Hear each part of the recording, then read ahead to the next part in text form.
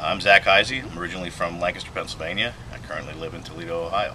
I'm the owner of Z&M Jeeps, and this is one of our project vehicles. It's a 1974 Jeep J20 3/4 ton pickup truck. It was a barn find in Toledo, Ohio. Had 40,000 original miles on it. Farmer owned it. He only ever drove it in the winter, and he'd drive it in the snow and the salt, and he'd take it home and he parked it in the barn. And he never washed it. So when I found it, the inner fenders were completely gone. It had a cap on the back, but the inner fenders of the bed was gone. It was just rusted in strange places. I mean, these trucks normally rust pretty bad, but it was even worse than normal. Customer contacted me. He was looking for one of these. He was looking for a J10 or J20. He wanted a 360 and a 4-speed. It had a 360 but a 3-speed. So I told him that I had this one. He came out to have a look at it, and he said that he wanted to build a project. He knew exactly what he wanted to do, and he ran it by me. He said, look, I want to build a diesel J-truck. I want to put a 4BT turbocharged, intercooled diesel engine.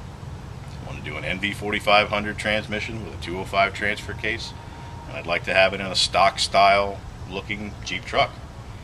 And I said, all right, let's do it. So he got the motor. It's a rebuilt Cummins 4BT. It's a P-pump style motor. It's 130 horsepower, probably almost 400 foot-pounds of torque, and that's out of a stock engine. That's not turning up the fuel or the boost, and not a bigger turbo or anything like that. And so as we were working on the project, I was getting the frame sandblasted and redone and putting the new springs and suspension on it. And that's when I got a call from another guy in Michigan that had a ton of new old stock parts for a Jeep truck that he was going to restore and ended up not using. And what we got out of that deal was a new old stock cab, inner and outer fenders, front valance, radiator support, and just a slew of interior parts and so I called Jim. Jim's the guy that owns the truck. I called him and said, hey, I found this lot of parts, and it would be perfect to build your truck if you really want to go to the nth degree with this thing. We got the 4BT in, got it all cleaned up and painted, used the accessories from a 1990 Dodge that had a 6BT. It's the same accessories because the engines are the same front and back. It's just got two shorter cylinders. You use the Dodge starter. Got an aftermarket alternator that's internally regulated instead of the Dodge had a box and a bunch of wires. New air conditioning compressor that's over there on the bottom. Used Z&M Jeeps aluminum radiator and the air conditioning condenser, and then in the front is a intercooler that I sourced for this project. Took me a long time to find that intercooler. I was reading, ended up being a sport compact style, like a neon or something, intercooler. Because normally most of the bar and plate stuff that you find is only about 4 inches high and 60 inches wide. They go across the bottom of your Audi or whatever. It's turbocharged.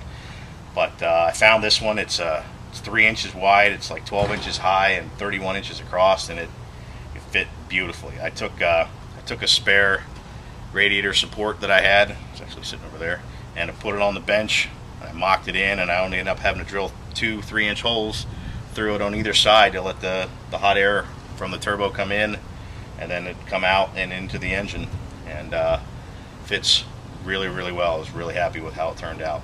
And we did a Hydro Boost for the brake system because the engine's too wide for your standard style booster, so we did the Hydro Boost. It runs off the power steering system. That's what all these lines are about.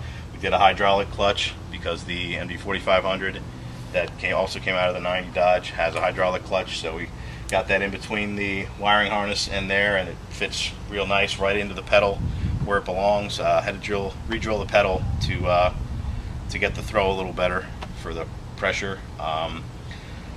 We took the heater off the fender wall where it normally is on a full-size Jeep. There's normally a heater box and a blower motor. We took that off, and there's an aftermarket heating and AC unit. It's under the dash. I'll show you in just a minute. We took that space to do a dual battery tray. So the dual batteries sit there, and then that way the intercooler piping can go through where the battery used to run, and that's where the air filter is going to be. All of the wiring harnesses are the brand new reproduction Z&M Jeeps wiring harnesses that we do for 79 to 85 Jeep trucks. We're working on the later ones. We don't have them done quite yet. Oh, no good. On the hood itself, we used Dynamat Extreme. It's a butyl backed foil, so it's real thin, so we put that on because that's a heat and sound barrier. And then we used the hood liner, which is a 3/4 inch closed cell foam with a foil liner to protect the hood from the heat, and also to keep the sound and the heat from the diesel and all the vibrations in. So on top of the batteries is a battery tender. It's a solenoid that charges both batteries but doesn't let either one of them discharge. It charges them separately. We want to move into the cab. Open our NOS doors here. We also did the same Dynamat Extreme on the floor, on the firewall, on the back wall, and on the ceiling. And then on top of the silver paper, some of which you can see, we did, it's called Dyna Liner, and the Dyna Liner is another closed cell foam without the foil like it's on the truck. And we did 1/2 inch thick on the wall, the back wall, the ceiling, and on the firewall. And then we did a 1/4 inch pad underneath the carpet. For those of you that have a Jeep truck or even any full-size Jeep, you just take and wrap on the ceiling, the roof. It doesn't sound like that. It'll be a big tinny mess. It'll be more like, that's how it sounds, but it's dead quiet. And we used the Dynamat in the doors as well, so when there's no ringing in the doors, and you slam the doors, it just shuts. So you can see the dash wiring harness hanging there because we don't have the dash in yet. The gauges anyway, we're going to go with 9-pod setup like this. It's similar to this. You have a 1 speedometer and then a small tachometer, and then your oil and fuel and volts and boost and EGT and all of the other gauges. And this fits right over the stock Jeep dash. You just have to cut the plastic out. This is something I designed a couple years ago, and we've been making and selling for quite a while. And you can see the shift tower for the MB4500 and the shifter for the NP205, and that's going to have to get a little shorter because it's a little tall, and it's going to get a different radio. I just put the stocker back in for now. Re-dyed the dash pad because it was in pretty good shape. I've got to get a speaker cover for the actual grill itself. And it's going to be hard to try and capture on the video, but if you just stick your head inside, even though there's no glass in it, it's like a sound chamber. It's so eerie quiet and so when the point is, so when the diesel's running, that you'll never know that it's running. So, like I said, the cab and all the front end sheet metal was NOS for an 86 truck, which is why it's got no brow on the front of the cab. I mean, all the older trucks had a brow on the cab, and then they stopped it in the 80s. So, and we used a 67 bed, so it's a single wall bed. It's not the double wall design that tends to rust all the time, but it's a single wall 67 bed, 8-footer, fits real nice.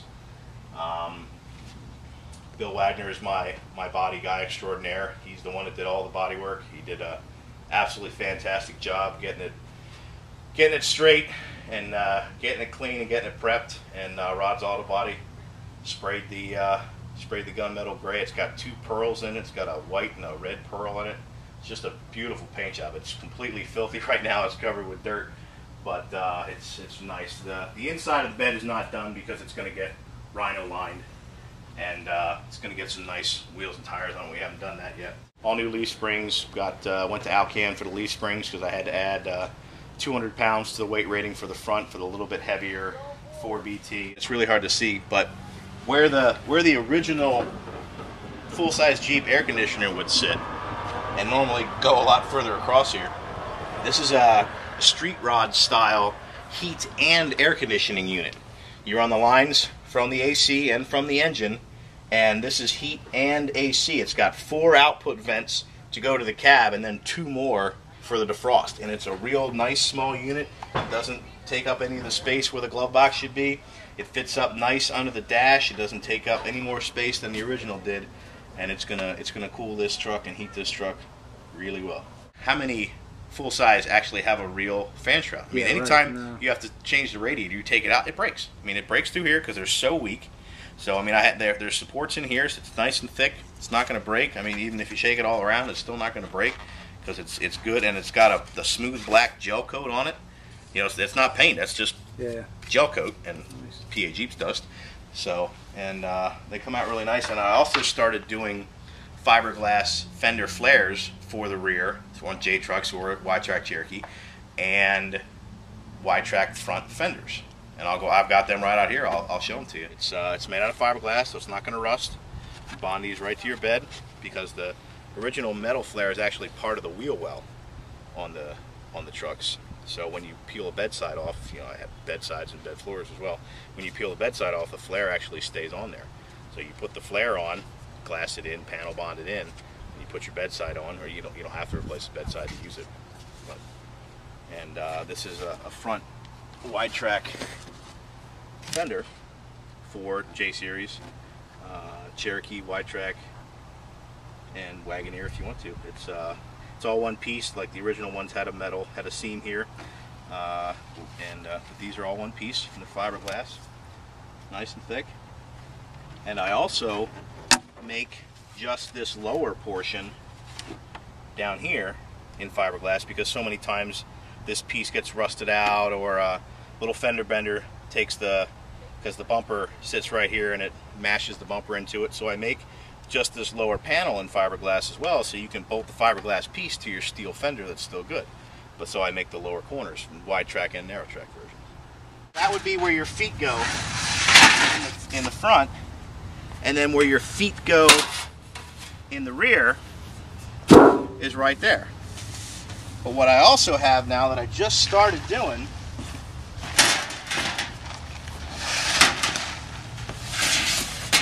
what I call complete rears, which this now is the under seat part and then goes back into where your feet are for the rear passengers. And I have them driver and passenger. So you can do your entire passenger compartment